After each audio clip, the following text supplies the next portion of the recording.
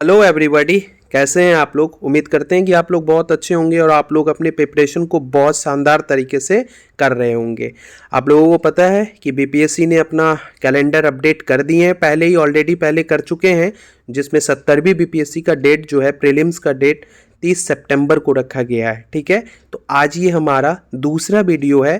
पहले जो है, अगर आप लोगों ने इस वीडियो को, पहले के वीडियोस को नहीं देखा है, जिसमें हम सिंधु घाटी सभ्यता के बारे में एक बहुत शानदार तरीके से फास्ट रिवीजन के तौर पे सारे कॉन्सेप्ट को, सारे डायमेंशन को टच करने का कोशिश किया था। आप अगर अभी तक उस वीडियो को नहीं देखे हैं तो जल्दी से जल्दी उस वीडियो को सबसे पहले देख ले। आज ये हमारा दूसरा वीडियो है। इन सारे वीडियोस का एमसीक्यूज भी आएगा। आप उस एमसीक्यूज को, और वो सारे के सारे जो एमसीक्यूज है, वो यूपीएससी हो या किसी भी स्टेट पीसीएस के पीवाईक्यूज जो हैं, वो सारे पीवाईक्यूज है। अगर आज के जो भी कॉन्सेप्ट वाला वीडियो जो आज हम बौद्ध धर्म से रिलेटेड बता रहे हैं, अगर आप इसे समझने का कोशिश करें और इसे याद करने की कोशिश करें और मल्टीपल टाइम रिवीजन करें, तो आप देखेंगे जो एमसीक्यूज है वो खुद ही सॉल्व हो जाएंगे। उनके सारे डायमेंशंस आपसे क्लियर हो जाएगा, सारे कॉन्सेप्ट आपसे क्लियर हो जाएंगे। ठीक है, जिससे आप प्रीलिम्स में बहुत अच्छा मार्क्स लाने में आपको बहुत ज़्यादा मदद मिलेंगे। ठीक है, तो आज का जो टॉपिक है वो बौद्ध धर्म से रिलेटेड है। तो अभी तक अगर आप लोगों ने हमारे चैनल को सब्सक्राइब नहीं किया है तो जल्दी से जल्दी हमारे चैनल को सब्सक्राइब कर ले। ठीक है, तो ये जो बौद्ध धर्म है, तो बौद्ध धर्म का जो संस्थापक थे वो गौतम बुद्ध थे। ठीक है, तो इस गौतम बुद्ध की सबसे पहले हम जीवन परिचय को देखते हैं कि गौतम बुद्ध का जीवन परिचय क्या है। उसके बाद इस बौद्ध धर्म से रिलेटेड जितने भी डायमेंशंस हैं, उन सारे डायमेंशंस को हम लोग समझने की कोशिश करेंगे। ठीक है, तो देखिए, सबसे पहले हम लोग बौद्ध धर्म के बारे में देखते हैं। बौद्ध धर्म के गौतम बुद्ध के बारे में उसकी एक जीवन और संक्षिप्त परिचय के तौर पर देखें कि कम समय में हम सारे डायमेंशंस को अच्छे तरीके से रिविजन कर ले, अच्छे तरीके से समझ ले। ठीक है, तो अगर गौतम बुद्ध का अगर हम जन्म देखें तो वो 563 ईस्वी पूर्व हुआ था। अगर हम उसका जन्म स्थान देखें तो ये लुम्बिनी कपिलवस्तु के निकट नेपाल के तराई क्षेत्र में है। और उसका बचपन का नाम सिद्धार्थ था और पिता का नाम शुद्धोदन थे। और ये जो शुद्धोदन थे वो कपिलवस्तु के शाक्य गण के प्रधान थे। ठीक है, अगर हम उनकी माताजी का नाम देखें तो महामाया देवी, ठीक है, जो कौलिय गणराज की रानी थे। ठीक है, और उनका जो पालन पोषण है उनकी मौसी महाप्रजापति गौतमी के द्वारा किया गया था। ठीक है, और उनकी जो पत्नी का नाम था यशोधरा था। ठीक है, एंड उसकी मृत्यु 483 ईस्वी पूर्व में मल्लों की राजधानी कुशीनारा में हुआ था। पुत्र का नाम जो था वो राहुल था और उनका घोड़ा जो था, उस घोड़े का नाम था कंतक और उसके सारथी का नाम छंद थे। ये गौतम बुद्ध के एक शॉर्ट तरीके से उनके जीवन परिचय है।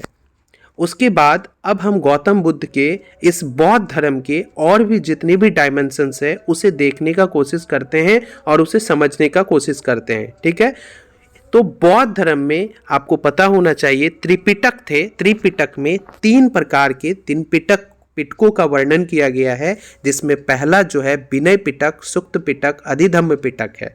और आपको ये जानना चाहिए जो तीनों पिटक है, विनय पिटक में हमको संघ से संबंधित नियमों एवं उनके जो रूल्स रेगुलेशन थे उसे जानने का मौका मिलता है। और सुक्त पिटक अगर हम पढ़ते हैं तो आप उसमें देखेंगे बुद्ध के उपदेशों के बारे में वर्णन है।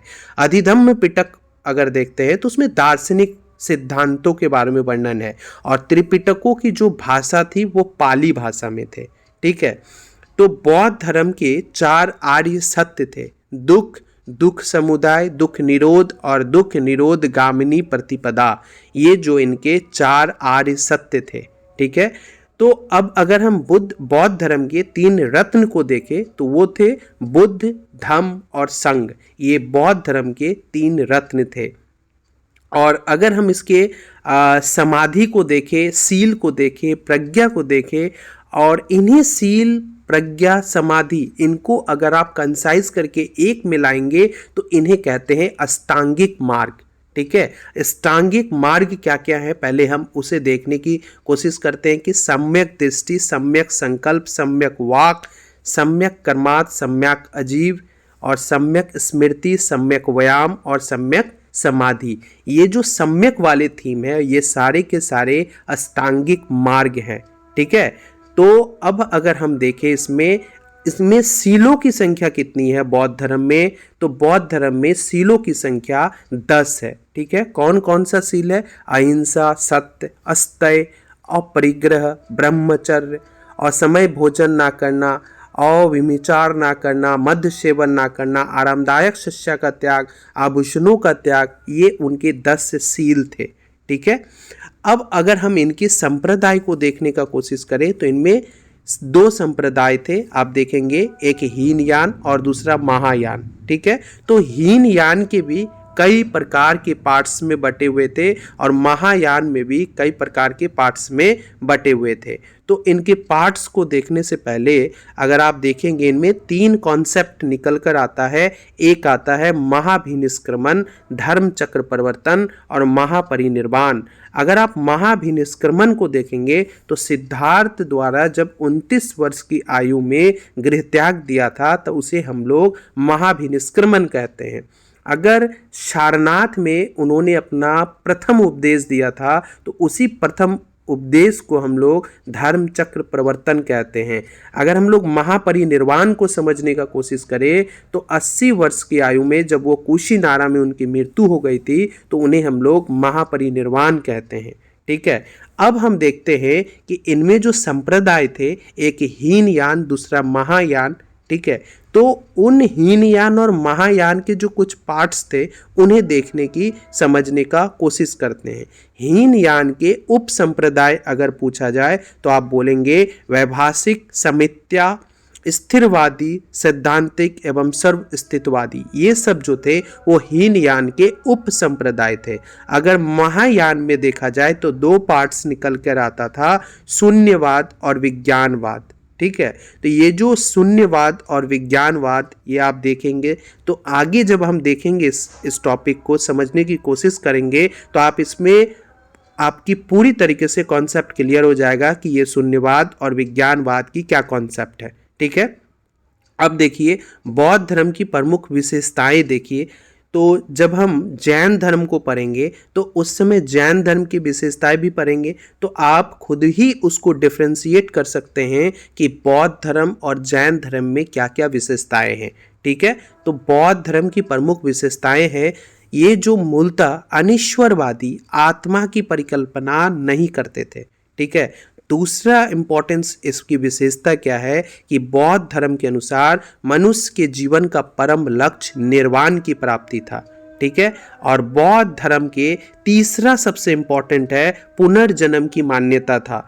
और चौथा सबसे इम्पोर्टेंट बात है प्रत्यात्म समुत्पाद, यानी बुद्ध के उपदेशों का सार और उनकी संपूर्ण शिक्षाओं का आधार है, ठीक है। और इसमें ही क्षण भगवाद और नैरत्ववाद भी समाहित है। ये इनकी कुछ विशेषताएं थे, ठीक है। अगर हम इसके कुछ शब्दावली को देखें, कुछ वर्ड्स को देखें बौद्ध धर्म से रिलेटेड, जैसे आपको देखने को मिलेगा चैत्य, उपसंपदा, स्तूप, भिक्षु, उपासक, ये एक्चुअली में क्या है उन्हें देखने की, इन शब्दों को समझने का कोशिश करते हैं, ठीक है।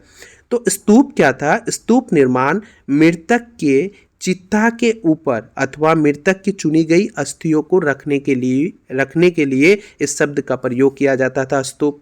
और दूसरा चैत्य एवं विहार को देखें तो भिक्षुओं की उपासना एवं आवास स्थल जो होता था उसे हम लोग चैत्य एवं विहार के नाम से जानते थे।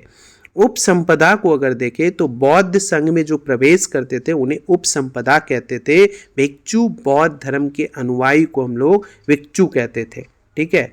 तो बौद्ध धर्म में कुछ बौद्ध ग्रंथ भी हुए हैं जिनमें से आप मिलिंद पन्हो, दीपवंश, महावंश, आप इन सारी चीज़ों को देख सकते हैं, समझने का कोशिश कर सकते हैं।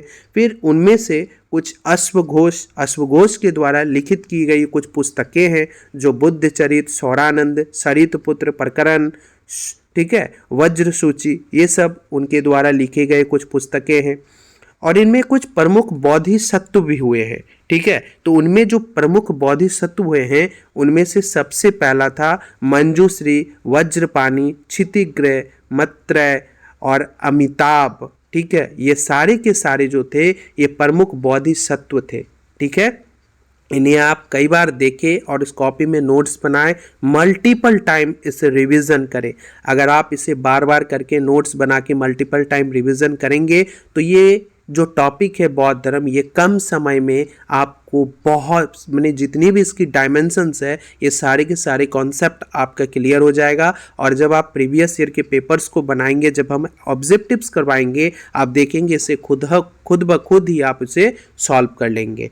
ठीक है, तो अब देखिए गौतम बुद्ध का जो कुछ 4 बौद्ध संगति हुए थे उस संगतिया के बारे में हम लोग पढ़ेंगे। जो प्रथम बौद्ध संगति हुई थे वो राजगृह में हुआ था, सप्तपर्णी गुफा में। ठीक है, 483 ईस्वी उसका टाइमिंग था। उस समय जो उसके शासक थे अजात शत्रु थे और उनके जो अध्यक्ष थे वो महाकश्यप जी थे। ठीक है, अगर हम उनके उस समय जो प्रथम बौद्ध संगति हुआ था उसमें अगर हम कुछ कार्यों को देखें तो उसी में बुद्ध के उपदेशों का सुप्त पिटक तथा विनय पिटक जो इससे पहले हम लोग पढ़े थे, इन्हीं का जो संकलन जो हुआ था वो प्रथम बौद्ध संगति में ही हुआ था। अगर दूसरे वाले को बात करें तो ये वैशाली में हुआ था और ये 383 ईस्वी पूर्व हुआ था। और इसके जो शासक थे वो कालाशोक थे उस समय, और इनके अध्यक्ष जो हुआ करते थे वह सवाकामी हुआ करते थे। ठीक है, और इसी समय स्थावीर एवं महासंधिक में विभाजन हो गया था। और तीसरा सबसे इम्पॉर्टेंट बात क्या है, उसमें जो स्थान था तीसरा वाला जो हुआ था वो पाटलिपुत्र में हुआ था 250 ईसा पूर्व। और उस समय जो उसका शासक हुआ करता था उस समय वो होते थे अशोक, और इसके जो अध्यक्ष थे वो मोगली पुत्र तिस्य थे। ठीक है, और उस समय यानी तृतीय बौद्ध संगति के समय जो कार्य हुआ था वो था अधिधम्म पिटक का संकलन किया गया था। ठीक है, तो चतुर्थ वाला जो हुआ है वो कुंडल वन कश्मीर में हुआ है 72 ईस्वी में। और उस समय जो शासक थे वो कनिष्क थे और उस समय उसके जो अध्यक्ष हुआ करते थे वो वसुमित्र हुआ था। और सबसे इम्पोर्टेंट क्या था, संघ का हीनयान और महायान संप्रदाय का जो विभाजन हुआ था वो इसी चतुर्थ बौद्ध संगति में ही हुआ था। और ये बहुत ज़्यादा इम्पोर्टेंट क्वेश्चन है, इसे आप ध्यान रखेंगे। ठीक है, हीनयान और महायान जो 2 संप्रदाय थे इनमें अंतर क्या क्या थे। ठीक है, तो आप इसे देखेंगे इसके अंतर को, तो हीनयान संप्रदाय में बुद्ध जो एक महापुरुष के तौर पर दिखाया गया है। व्यक्तिवादी धर्म, सभी को अपने प्रयत्नों से मोक्ष को प्राप्त करना चाहिए, हीनयान संप्रदाय के लोगों का मानना था। मूर्ति पूजा एवं भक्ति में विश्वास नहीं था हीनयान संप्रदाय के लोग। साधन पद्धति अत्यंत कठोर था। ठीक है, और उसके आदर्श में आहर्त पद को प्राप्त करना था। ये हीनयान संप्रदाय की कुछ विशेषताएं हैं। अगर आप देखेंगे महायान संप्रदाय में बुद्ध को देवता के रूप में माना गया। ठीक है, और इस महायान संप्रदाय का उद्देश्य देखें तो मानव कल्याण था। ठीक है, मूर्ति पूजा का इसमें विधान था, मोक्ष के लिए बुद्ध की कृपा थी।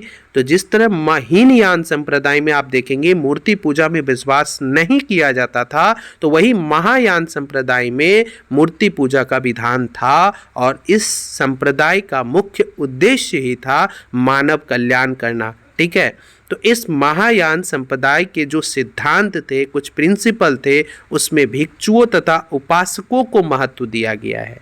ठीक है, और इसकी जो साहित्य थी, जो हीनयान संप्रदाय थे जो अभी हम लोग पढ़े थे, उस हीनयान संप्रदाय के जो साहित्य थे वो पाली भाषा में थे। ठीक है, और महायान संप्रदाय के जो साहित्य थे वो संस्कृत भाषा में थे। ठीक है, और महायान संप्रदाय का जो आदर्श है उसे कहते हैं, वो आदर्श के तौर पे बोधिसत्व को वो अपना आदर्श मानते थे। ठीक है, तो इन सारे डायमेंशंसों को जब आप अच्छे तरीके से समझने का कोशिश करेंगे तो आपके सारे कॉन्सेप्ट क्लियर हो जाएंगे। ठीक है, अब प्राचीन बौद्ध विश्वविद्यालय देखिए, तो विश्वविद्यालय के तौर पर देखिए नालंदा विश्वविद्यालय, जिसके संस्थापक जो थे वो कुमारगुप्त प्रथम थे और ये बिहार में अवस्थित है। औदंतपुरी विश्वविद्यालय जिसके संस्थापक गोपाल थे और इसकी अवस्थिति देखें तो वो बिहार में है। विक्रमशिला विश्वविद्यालय धर्मपाल ने इसके संस्थापक थे और ये भी बिहार में है। सोमापुरी, ये धर्मपाल के द्वारा इसका निर्माण किया गया था और ये बंगाल में है, वल्लभी भट्टारक के द्वारा किया गया और ये गुजरात में है। अब अगर हम देखें कि बौद्ध और जैन धर्मों की अगर हम तुलना कर दें तो आप देखेंगे समानता, कुछ समानता और कुछ असमानता में देखेंगे। तो पहला समानता क्या थे, इसके जो संस्थापक थे वो क्षत्रिय कुल के थे, ठीक है।